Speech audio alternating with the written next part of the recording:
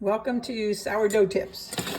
As you know, I've shared with you that you have a jar, and then I weighed my jar, and that tells me how much the jar is empty. That's even without the rubber band and the lid.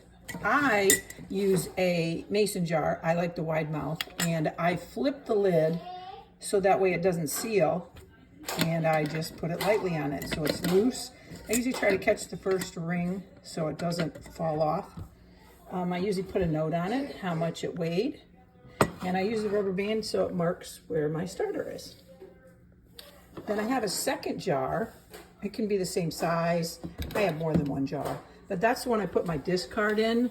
So my rubber band's not in the right spot. And I'll share with you about and I do the same thing, loose lid with my ring upside down. And I leave a note on there, do not tighten lid. Okay, to show you how to start with the jar, I actually use a scale. I zero it out, I take an empty jar and I put it on and I find how much my jar weighs. It weighs 450. So what I do is take a marker, and a permanent marker, and I just write right on the jar, as you saw, how much it weighs. Then I put a piece of Scotch tape over it. That's my own thing that I do because the number would always wash off. And anytime I weigh it, I always make sure there's no lid on it, and then I'll always know exactly how much starter is in it. And sourdough, you usually use grams. I'm also going to share with you how to do it if you don't have a scale. The reason why I use more than one jar is I have one that I use for my starter, but after a while it gets up on the side and it needs washed out. So I will start with the fresh one. I usually have two. You can wash them in the dishwasher to keep them healthy, because that's actually how you usually ruin your starter, is because it can get contaminated, I guess they would call it. The other thing I do, if the dishwasher, instead of the dishwasher, sorry about that, is I'll put about that much water in it. I'll microwave it, swish the hot water around inside of it, and then let my jar cool so it kind of sanitizes it. That's the way I usually do it if it's not in my dishwasher. And then the discard, you can keep your discard. I do up to 2 weeks. After 2 weeks, it's about, and you can put multiple discards in there. So if you want to, for 2 weeks, it would probably be about 2 or 3 loads if you want to save them, if you don't have time to bake. And I usually have a little post-it on it that tells me the date that I started. And then when I go to use it, I never pour it down the sink. So always, unless you have diluted it completely, but even then, it's amazing fertilizer to use in your plants or just even out in your grass. So just water it down and toss it out in the grass or in your plants, in the house or outside. Okay, we're going to do a pretend feed. And I'm going to feed my starter. I'm going to have it ready and take it out of the fridge. And I leave my lid on it, and I'll just sit it on the counter. And like I said, I'd say about an hour, just give or take. Just enough that when you don't feel the coldness from the fridge. So it's not like a real perfect amount of time. I was just giving you an estimate. The other thing I do is I actually have my other discard jar here, but I'm going to show you what I might possibly do that, again, I like the wide mouth better. I just happen to have this so I could show you. As I would actually have a clean jar, and in that clean jar, I would weigh the jar and I'd write on it, and then I zero mine out. And then when I zero it out, my scale, most all the scales do that quickly, I then would take 50 grams of my starter. Sorry about that. I would actually just pour it in. I'm not going to do it right now because this is actually a fed starter, but I would pour it in until I get to 50 grams. That's why I like the scale. Super simple. And then I would have 50 grams of starter in it, and then I would add 50 grams of water, and I would stir that. In my notes, I said, they say not to use a metal spoon. I don't think it's going to hurt it, but I think it's just I use a rubber spatula, and I mix the water and the starter, and then I'll add 50 grams of flour, unbleached flour. I prefer the King Arthur. You do not have to have that.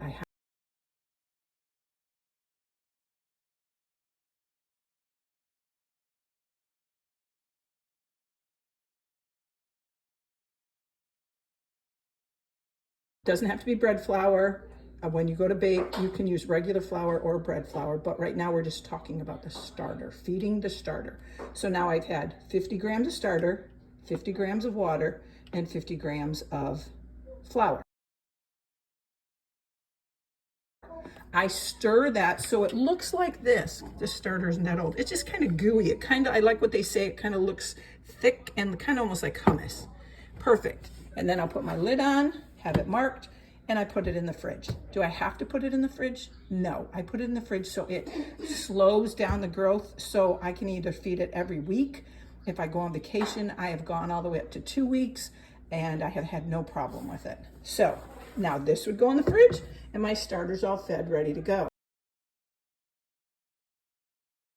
So then people would say to me, well, what would you do with the extra starter that you have? Because you have more than 50 grams in that jar. That's what you call your discard. Now you can either bake with it and ready to go, or you can put it, leave it in its jar, and or put it in a clean jar. This is my discard jar, and put it in the jar. In the fridge, and you can keep it fresh. Discard is good for about 2 weeks. You can put several different batches in there, but I mark it when I put my first batch in, and I usually don't keep it much longer than 2, maybe a little bit, give or take 2 weeks, and you can make your recipes out of it. So if you're not ready to bake today, no problem. Just feed it, put it in the fridge, and come back to your discard, put your discard in the fridge, and you can wait and bake it another day. Or you can put your discard on the counter and you can even leave it there and bake the next day. It'll sit on the counter. I've had it up to 1 to 2 days, and then I'll bake. Most of the time it'll start bubbling and get active again just because it likes the warmth. Okay, now I have my discard, and with my discard, and it's time for me to bake, the recipe that I shared with you makes 1 loaf. I also have recipes for 2 loaves, and I do 4 loaves also. Tends to be that the first loaf is gone almost the first night that we take it out of the oven. But I can share with you, that's a whole different video about how to make the bread, which again, it's not difficult at all. It's just getting in the routine of knowing when to do it. You can make all kinds of things. I've made cinnamon rolls, I've made Pop-Tarts, I've made dinner rolls, you can make cookies. There's like, you name it, I've made chocolate cake. There's all kinds of things, great recipes, and if you want any of them, I'll gladly share with you. But I want you to know, once you feed your starter, you do not have to bake immediately. Just put them both in the fridge, and you can come back and use your discard anytime you want and bake when you're ready. One of the other things I'd like to say to you is have fun with it. Some people get so afraid that they're going to do something to their starter. If you do, just ask Elizabeth and I'll share more with you. I actually, I can tell you how to do that. Super simple, how to save some. You can dry it, dehydrate it, and have it for later if you need to. You can put it in the freezer. There's all ways to save your starter.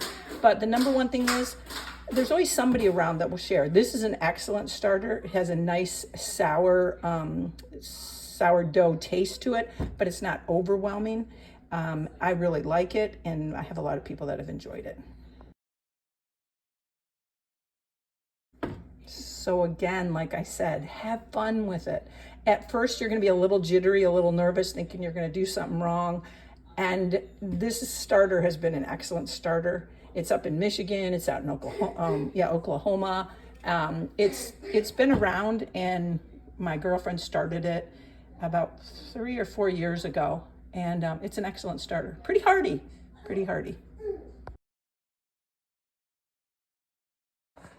I thought I would share with you a few of the things that I've gotten and I've enjoyed, and other things that didn't seem as important. This was like tremendous.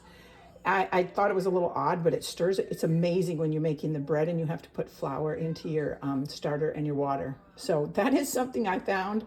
And I'm talking, I've been in the kitchen for 50 years, so I would get one of these if someone said it. Do you have to have it? Absolutely not. These are Bantam baskets that you use to let the sourdough rise. Do you need them? No, you don't. But I got them as a gift at Christmas, and I really enjoy them. So there's a cover to it also. And some people actually put the dough right inside of the bowl and let it rise, and then use this as the lid over it. And other people put this inside the bowl, and it fits just like a little liner. And then you use a rice flour to get it out so it doesn't stick to the cloth of the basket.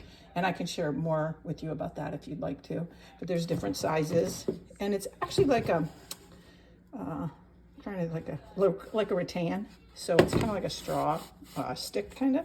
The other thing that I have that I like now is actually it's the razor blade. This kit I got for Christmas, like I said to you. I enjoy it. It was a nice gift.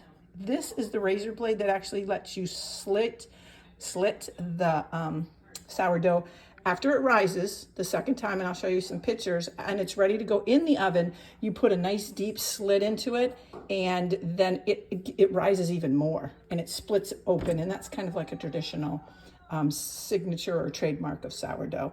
So again, is it essential? Absolutely not, but it's a little fun in case someone asks you if you want a gift or as you get going with the sourdough.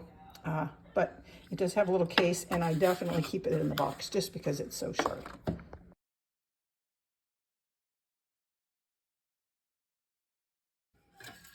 One last thing that's usually sold in the kits, I put the liner on the bowl so you could see it, is, I don't know what they call it, but I do use it. Do I have to? No, but I had one already before I did sourdough, and I really like it when it comes time to divide your dough, because I usually make 4, sometimes 2 loaves, sometimes 4 loaves, and it's just really nice when you cut the dough instead of pulling it apart, because the sourdough tends to be a little stickier than regular bread dough, and so it's just really nice for that. And I've also used sourdough, and I make rolls, and I put them in cupcake tins, and they rise really nice, and they taste great if you want them for a holiday or just want to throw them in the freezer.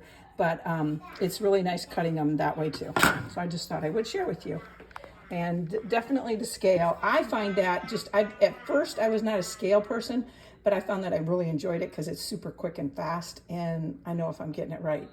And I'm just going to give you a little tip with the scale. If you're measuring and you're looking for a 50 and you actually get 51, don't get all bent out of shape. You can either choose to make all your other ingredients 51, it's not going to hurt anything, or you could just have one of them be 51. It's actually not going to affect your starter that little bit, a gram or two.